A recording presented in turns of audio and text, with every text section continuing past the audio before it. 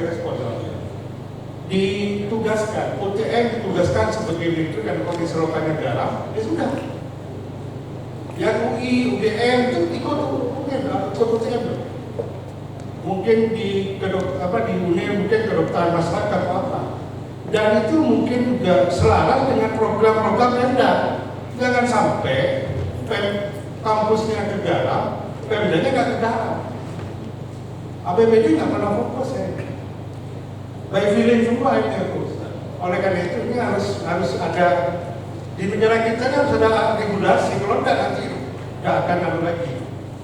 Sehingga hal-hal itu menjadi menurut saya substansi. Sehingga tahun 2015 sebenarnya based on kampus digeser ke based on society. Contohnya anak-anak sosiologi tidak boleh ketika sekarang tidak boleh labnya di kampus, labnya di sosial, di komunitas, karena di situ ada industri, ada masyarakat, ada komuniti, ada sehingga saya pernah menyampaikan dalam rapat kerja nasional ke depan ini akreditasi pendidikan tinggi bukan oleh Bank BT atau lembaga atau lembaga akreditasi mandiri, tapi akreditasi oleh stakeholder.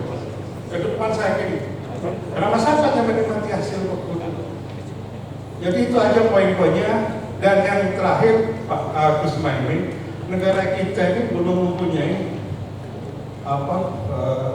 blueprint atau roadmap tentang pembangunan sumber daya nasional, sehingga Kak Menteri mesti berubah. Dulu dipisah kementerian, sekarang gabung kan. Saya yakin pertanyaan saya, tembok Cina dibangun berapa tahun? 17 abad, 1700 tahun. Dinasti tiap 50 tahun berganti kata perang. Kenapa itu tetap dilanjutkan? Sampai itu. Terus terang kalau apa menurut Pak Rektor, apa yang mendasari? Ya karena kondisi begini sama Nasarud sama Pak Harto. Ada pemerintah, ada GBH, ada ARMI, ada nanti taruhan kayak nama Pak. Lo nggak boleh Pak taruhan, nggak boleh Pak, ini PHP Pak. Astagfirullah Pak. Minimal togel hukum boleh lah Pak. Kalau nanti Mendikbud atau Mendiknas pasti berubah kebijakannya. Ini MBKM, kami sudah mengkupu-kupu. Nah, mudah-mudahan nanti Gus Muhaimin akan menjawab kenapa Cina bisa seperti itu. Dan aku berharap, saya setuju yang jangka panjang Pak Harto itu yang sekarang ya. Ya saya cukup sekian, terima kasih. Assalamualaikum.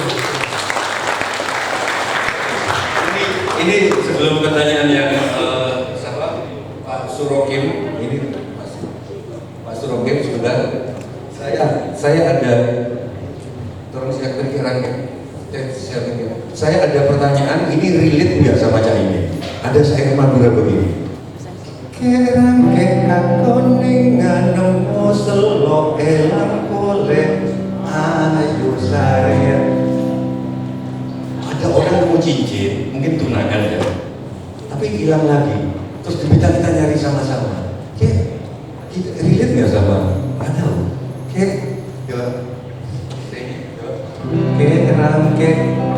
Kerang kuningan nemu selok elang boleh ayo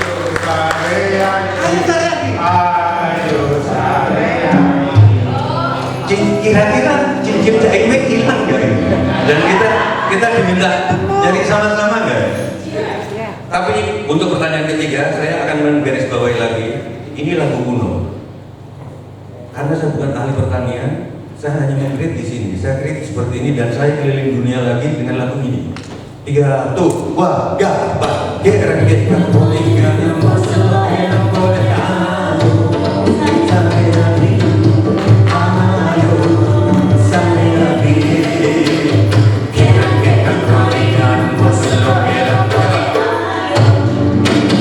tujuan PKB kan milenial, pasti pemilih kan milenial, tujuan semua partai. Milenial maunya begini. Kalau kerang gak mau Pak. Tapi dia tuh, wah gampang. Kerang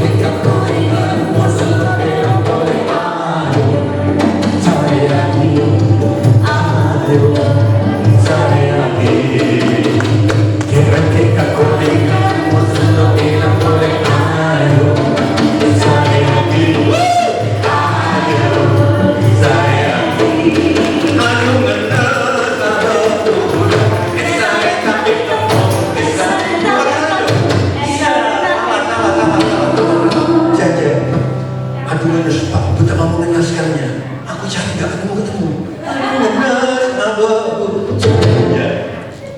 Kalau satu aja itu PKB.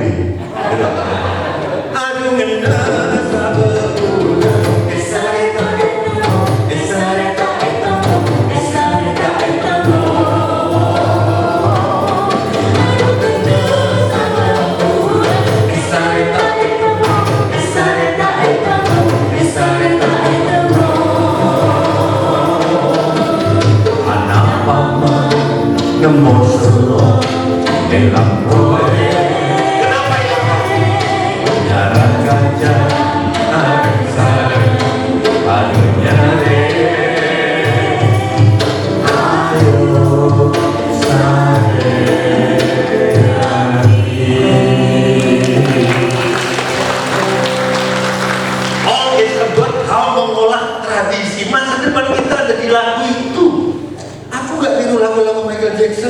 Lagunya keliling dunia, tapi diolah. Pertanyaan berikutnya, aku harap seperti Pak Surokim. Pak Surokim, monggo langsung. Mic-nya tolong. Di sini Pak. Di sini Pak. Oh ini Pak Dekan ya? Saya lebih kenal asistennya dengan Pak Dekan. Coba berdiri, Mbak Bibi gitu Pak. Ini bicara, nih. Bayangin coba Pak. Terus aku nyariin Nadia.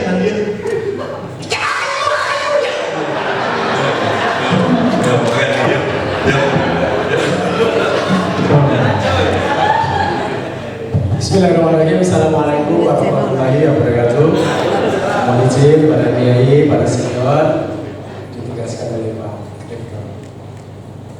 Tadi Pak Rektor menyampaikan pantun untuk Gus Muhaimin, pantun saya untuk Gus Tejo. Cuma saya tidak tahu pantun saya ini jauh kesembung naik Vespa apa enggak. Moga-moga bisa nyambung, tapi kalau tidak nyambung tidak apa-apa. Para sesepuh suka puasamu, makan rujak pedas dicampur delima. Sugeng Rawu juga untuk Gus Sujiwo Tejo. Ini juga. Sawo tadi. Oh iya. Masyarakat Madura lugas, tegas, apa adanya. Oke, go. Langsung Pak Surti. Langsung ya. Universitas Trunojoyo ini halaman depan dan etalase Madura. Jadi orang akan lihat Madura itu maju dan tidaknya sebagian ada di kampus. Jadi karena itu kehadiran Gus Muhaimin, Pak Menteri, dan para kiai juga, kalau bisa memberi legasi kepada Trunojoyo dengan menitipkan apa gitu, insya Allah ada berkah dalam rangka tadi saya sampaikan kepada kita. Nah, salah satunya yang pertama terkait dengan Islamic Science Technopark. Sebenarnya itu sudah digagas oleh Gubernur dan sebenarnya kita masyarakat Madura merasa bahwa itu penting sebagai simbol. Jadi perkembangan ilmu pengetahuan dan teknologi Madura itu langsung di kaki Suramadu. Begitu masuk ke Madura, Bapak Ibu semua sudah melihat bahwa ada Islamic Science Technopark di sana, sehingga selama ini kalau orang datang ke Madura langsung ke BPCJ, harapannya nanti akan melihat bahwa ada simbol masyarakat Madura yang mencintai ilmu pengetahuan dan teknologi berbasiskan religi Islam. Jadi mohon ini bisa disampaikan di level pimpinan bahwa kebutuhan untuk Islamic Science Technopark yang didukung oleh Universitas Trunojoyo Madura itu sungguh menurut kami adalah bagian penting dari simbolisasi masyarakat Madura. Yang dimaksud religi apa Pak Surki? Di beberapa daerah kan ada Islamic Center, tapi kita di sini ingin menggabungkan dengan Science Technopark. Jadi tadi menggeser yang mistik-mistik tadi. Oke, mungkin saya usulkan juga untuk Gus Muhaimin kalau jadi presiden atau wapres atau apa untuk jadi gubernurnya, apa itu religi? Karena ada satu mahasiswa lagi yang akan jadi doktor membahas tentang religi. Religi itu dari takwa. Takwa ini berubah dari Abbasiyat abad 18. Dulunya yang disebut takwa adalah orang yang taat peraturan bersama. Taat aturan. Pakai helm itu religius. Yes. Tidak buang sampah sembarangan itu religius. Jadi Abbasiyat ke sini jadi orang yang suka sholat ke gereja. Akibatnya banyak orang ke gereja, banyak orang ke masjid, tapi sampah di mana-mana. Terima kasih. Termasuk itu di dalam. Jadi religi apa yang ditawarkan Gajah ini tadi? Jadi nilai-nilai masyarakat Madura yang religius berbasis masyarakat Islam itu bukan dalam pengertian Islam dan religi, tapi Islam dalam tata laku tadi. Sehingga orang tahunya datang ke Madura itu ya welcome, sebagaimana Rasulullah mencontohkan di Madinah. Gitu. Yang kedua, guys, terkait dengan pengolahan perlindungan hak dasar manusia. Madura ini tidak tahu kesehatan, pendidikan, layanan, pemerintahan, lalu kemudian penyediaan lapangan kerja. Kebetulan ada Pak Bupati juga. Sampai saat ini masih berada di bontot untuk urutan di Jawa Timur. Nah, salah satu mungkin penugasan kepada Universitas Trunojoyo tadi diperluas. Semisal tentang layanan kesehatan dasar. Kenapa kemudian hari ini akses untuk itu masih minim? Bayangkan kalau di 126 kepulauan timur di Madura mau operasi, sekarang yang menangani rumah sakit terapung Universitas Erlangga, Gus. Kalau seandainya UTM ini kemudian ada fakultas kedokteran, ada fakultas kedokteran hewan, problem-problem itu menurut saya akan lebih cepat teratasi. UNER pun juga akan terbantu untuk mengurusi masyarakat wilayah kepulauan kalau UTM punya kedokteran. Jadi kedokteran di UTM itu tidak hanya semata-mata memberi kesempatan pada masyarakat di dekat Madura untuk menempuh pendidikan kesehatan, tapi juga bagian dari melanjutkan penugasan tadi. Jadi bahwa nanti kalau proposal Setahu saya itu ada fakultas kedokteran itu harus punya rumah sakit sendiri. sudah ada, sudah ada rumah sakit Pemda dan beberapa rumah sakit Pemda digunakan oleh perguruan tinggi di Surabaya.